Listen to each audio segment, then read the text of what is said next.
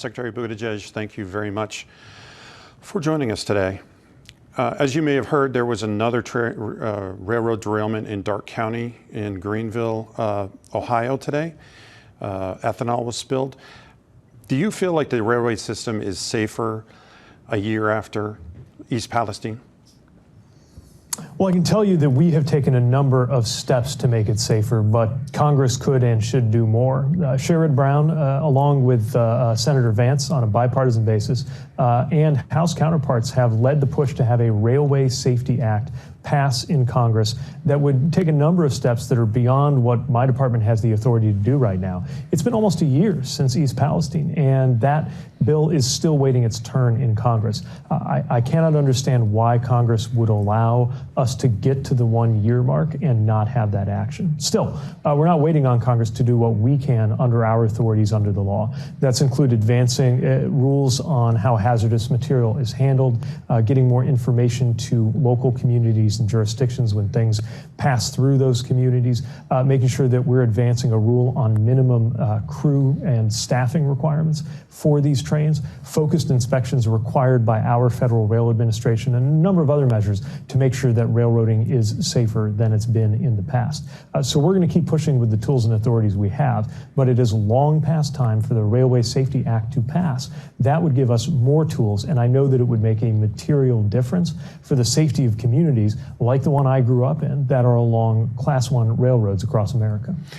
You mentioned the two-person rule. That is, you're trying to implement as a rule versus a law.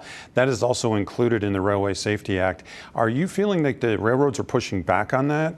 Is that one of the provisions that's holding the act up? What kind of response have you gotten from the regulatory perspective? Yes, that's my impression, is that the railroad lobby doesn't want this to happen. In fact, I know that for a fact, and they're lobbying aggressively to prevent it. But think about what they're asking for.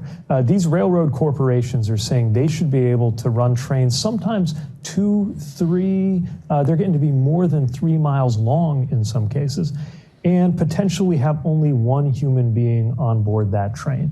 It defies common sense, which is why we're moving forward on this rule. It had been in the works for some time. The previous administration froze that work, but we have resumed it. That being said, Congress could take care of this right away by enacting it. So we're not waiting on Congress because we think we have the authority to advance this rule right now, but it's one of many things Congress could do and should do, and it is part of that bipartisan Railway Safety Act that Senator Brown and others have been urging Congress to take up. What's your understanding about why that bill has not made it beyond committee and not made it to the floor? Do you have any insight into what the holdup is? Well, look, the railroad industry is powerful, always has been in this country. We're talking about several multi-billion-dollar companies that don't want to see some of these things happen. But, we've also seen a readiness and I think a willingness among the American public and among leaders in Congress to stand up to that railroad lobby.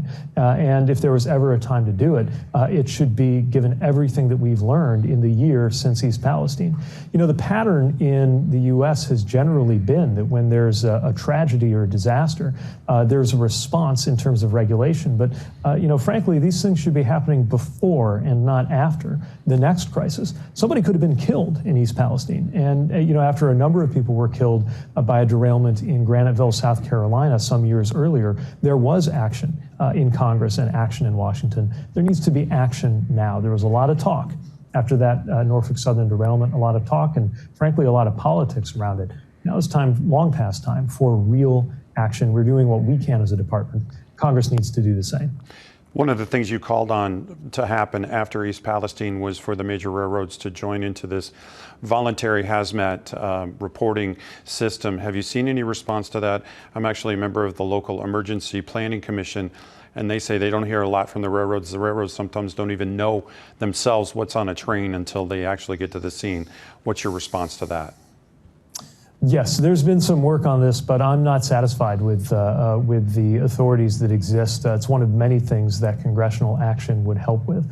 I'll say this, we have been able to increase the level of resources, a lot of training. Matter of fact, thousands of emergency services personnel in the state of Ohio alone have been trained with funds from our department to try to help them prepare. And we have our hazardous materials experts assessing other ways that we could require more information to get to them. But this is one of many examples where a change in the law would be a big help.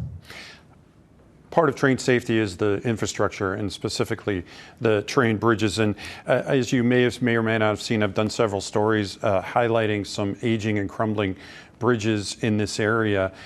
Not only is that the issue, but actually finding out what the condition of these bridges has become an issue with the way that the train records law is written. Do you think that these records should be made public? And if so, would you push for Congress to do that? I think we would all benefit from more transparency in these records. Railroads and track owners are responsible for the condition of these bridges. They're responsible for inspecting them, and they're responsible for documenting the results of those inspections. And yet it's been very difficult to get access to that information. There have even been limitations in how much we as a department that regulates the railroads have been able to get in terms of responsiveness on this. So I do think this is an area we're continuing to look at it in terms of our authorities, but I think it's an area where Congress could make a difference too.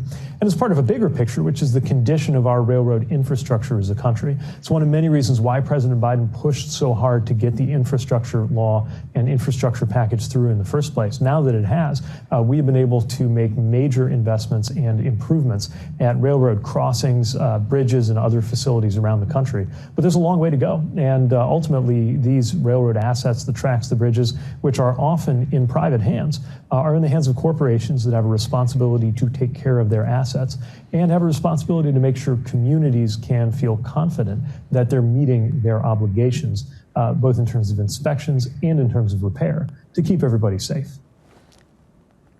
You talked about the $1 billion towards infrastructure improvements. Is that for a access perspective or a safety perspective? What do you want to achieve out of that?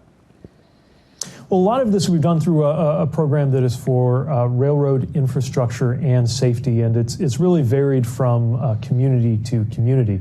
Lots of different needs, but often it can be something like updating an overpass or an underpass or a routing that is going to mean that there's less likelihood of a collision with a vehicle, or that there's more throughput, that there's an ability for trains to move more smoothly.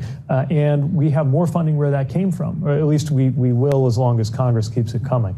This is one of the things that would be vulnerable to cuts that some House Republicans have been pushing for. But I really think that this can be a bipartisan issue. I think that most people, Democrat, Republican, and Independent, can agree that we live in a country that needs to be doing more and not less when it comes to investing in railroad safety. I need to switch real quick. We've had an issue here locally involving bus systems.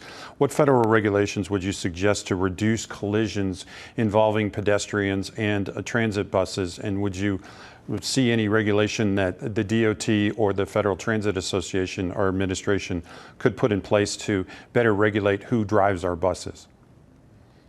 Well, we're focused on several measures that we think are going to increase roadway safety, and that can include roadway safety involving buses. That's safer roadway design so that fewer collisions can happen in the first place, safer vehicles, and a better standard of care when there is an incident that somebody is injured.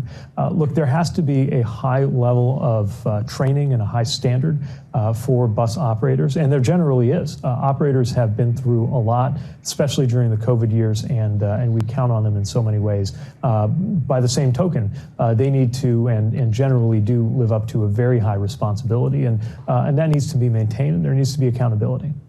Anything I didn't ask on train safety that you wanted to make sure that it comes across to our viewers? Just want to emphasize one more time that there is so much that we have done, even just in the 1 year since the Norfolk Southern derailment in East Palestine, to hold Norfolk Southern accountable for cleanup and to enhance railroad safety and hazardous material safety in this country. But there needs to be more. We need Congress to pass that bipartisan Railway Safety Act. It is sitting there, waiting its turn here in Washington. Let's not let it get to the 1 year mark and still not have any action on Capitol Hill. I did talk about the $1 billion. I talked about the train crews. Is there any other specifics? I know you were pushed for safer train cars and sick pay for the crews, which is starting to happen. You're also having the FRA team with PIMSA to do better inspection of hazmat trains. Is that come to any fruition? Anything come out of that? Anything I'm missing? Yeah, our Federal Rail Administration has been able to inspect thousands of miles of track through focused inspections, as well as a direct specific program to look at Norfolk Southern safety, has been able to put out information on devices called wayside defect detectors. By the way, this would be required by the bipartisan Brown-Vance bill, one of many reasons why we think it needs to happen sooner rather than later. We've been able to take steps to enhance the training and even our understanding of the science around hazardous materials. But there are more things that we just can't do without Congress. Take fines. If we catch a railroad company, even with an egregious violation on safety that gets somebody killed, the most we can assess is about $200,000. That should be way higher in order to get the attention of a multi-billion-dollar corporation. The Railway Safety Act would raise that cap. So the bottom line is a lot has been done. We've got a long way to go. And that's why Congress needs to act, industry needs to act, and we will continue to act here at the Department of Transportation. Mr. Secretary, nice to see you. Thank you very much for the time. Same here. Good speaking with you. Thank you.